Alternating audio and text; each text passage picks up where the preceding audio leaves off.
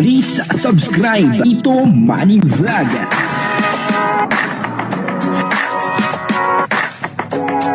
Payagan po si Tito Manny Vlog na mag-reactor para pambiling gamot sa kanya pong karamdaman.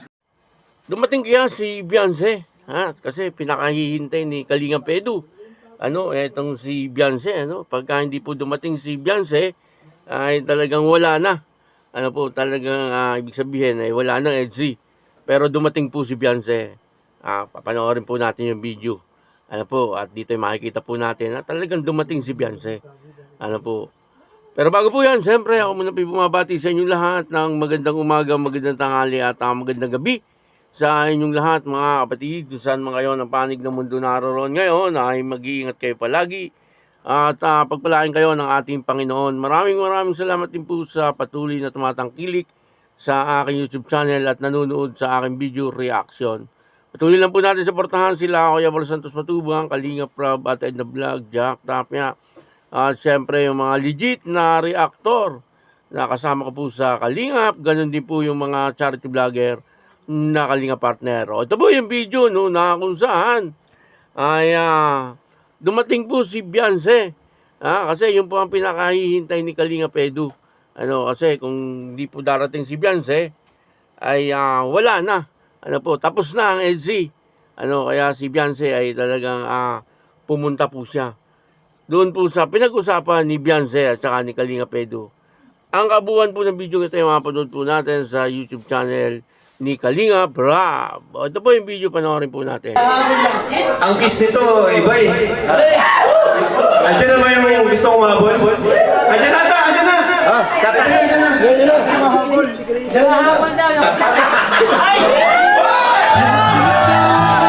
When you walk by,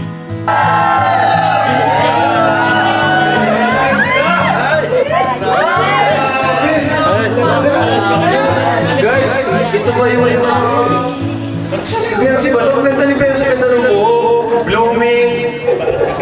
So ayan, bigyan na natin kay Beyonce yung mic.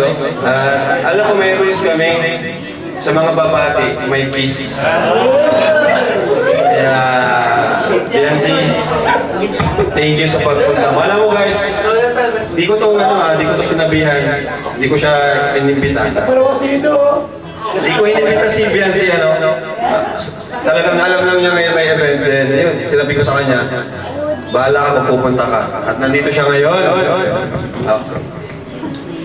Hello po, magandang gabi po sa inyo na. Sorry late.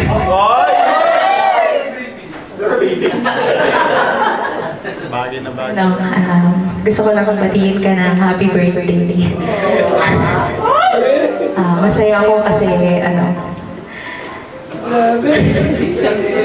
kasi nakakatingin ko ngayon sa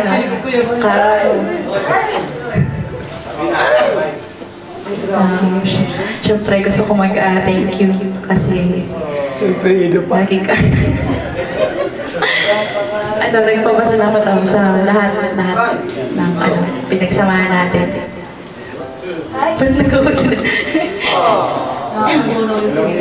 Yun ang wish ko lang na sana palagi kang gabayan ni Lord sa lahat ng lakad mo pag nag-scout sa mga Ikapin mo na! Maliwanag dumating po si Beyonce doon sa birthday ni Kalinga Pedro. Baka akala nyo doon po sa tagpuan na sinasabi ni Kalinga Pedro yung kagabi. Na in-upload ni Kalinga Prab.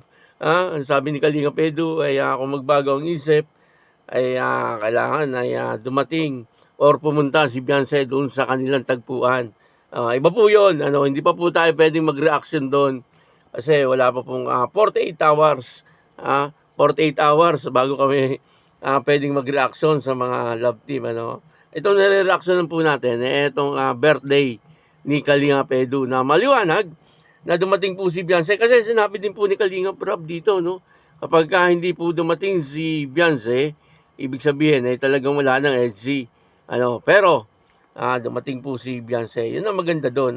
Pero yung pong kasunduan nila kagabi ay maaaring dumating din po si Beyonce doon sa tagpuan. Kasi siyempre, malalim na po ang kanilang pinagsamahan. Ano po, at halatang-halata naman sa kanilang dalawa. Ano po, na talagang sila ay nagkakagustuhan. Ha? Sabi nga ni July Paunil. Ayun, shoutout kay July Paunil. Sabi po niya, ay talagang halatang-halata naman po na may gusto itong si Beyonce kay Kalinga Edu. At siyempre, ganun din po si Kalinga Edu kay Beyonce. Pwede na, kasi 18 years old naman na si Beyonce. Ano po, ano lang muna, mag-on lang muna, kumbaga ay boyfriend, girlfriend lang muna. Wala pa munang kasal. Pabayaan muna natin na ma-enjoy ni Beyonce yung kanyang pagkadalaga. Siyempre, bata pa naman si Beyonce. 18 years old pa lang itong si Beyonce. Kalinga Edu naman ay parang 30 years old. Sa lalaki naman, walang problema kahit naman po medyo magkaedad na siya, o abutin siya ng mga 33 or 34 years old, sa lalaki, okay na okay pa rin po yun.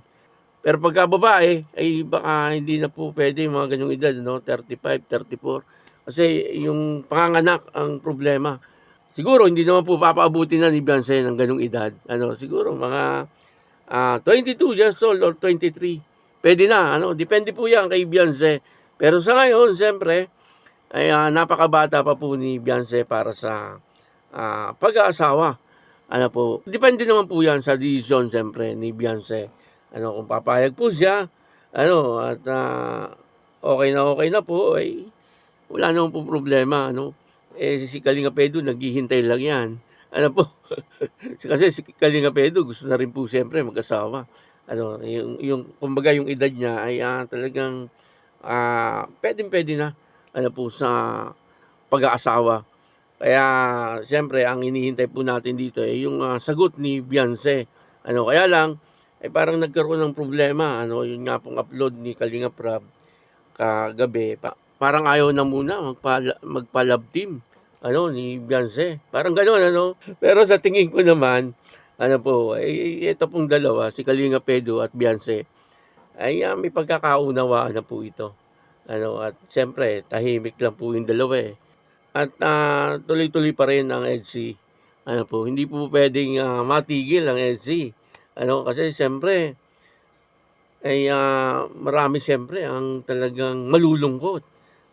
Pero depende rin po yan siyempre kay Beyonce nga at sa kay Kalinga Edu, sa mga decision po nila. Kasi sila lang naman po ang masusunod kung ano po yung mga decision nila, siyempre yun po ang masusunod. Sa tingin po ni Beyonce, nakakaabala sa kanyang pag-aaral, ay siguro i-give up niya muna yung kanilang love team. Pero sa tingin ko hindi gagawin ni Beyonce yun. Parang inaano niya, sinusubukan niya lang si Kalinga Edu kung hanggang saan talaga yung pagmamahal ni Kalinga Edu kay Beyonce. At siguro sinusubukan din ni Beyonce si Kalinga Edu kung ano yung kanyang gagawin. Kung ipaglalaban ba niya yung love team nilang dalawa. At may action ba siyang gagawin para mabuong muli yung love team. Arang gano'n, pagsubok lang ni Beyonce. Kaya huwag kayong mag-alala. At yan naman po ay sa tingin ko hindi mahihinto. Kaya yun, maraming salamat po sa inyong lahat. At ako po si Tito Manny Vlog na nagsasabing God bless you all. Diyos mabalos.